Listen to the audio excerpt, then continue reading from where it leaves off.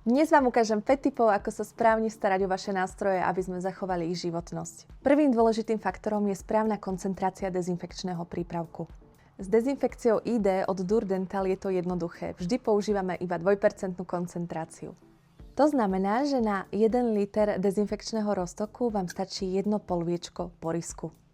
Okrem dezinfekčných prípravkov máme aj dezinfekčnú vaňu, ktorá má objem až 3 litre. Na 3 litre roztoku použijeme 3 polviečka porysku.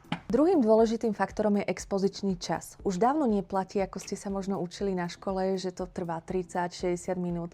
Nové dezinfekcie už majú veľmi krátke expozičné časy. Pri našich prípravkoch ID je expozičný čas iba 5 minút.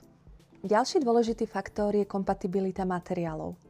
Všetky naše prípravky radu ID sú šetrné k materiálom. Ďalší štvrtý dôležitý bod je, že pokiaľ vytiahnete vaše nástroje z dezinfekčného roztoku, je potrebné ich dôkladne oplachnúť a vysušiť. Dôkladným vysušením vašich nástrojov zabezpečíte pred sterilizáciou, aby nedošlo ku korózii.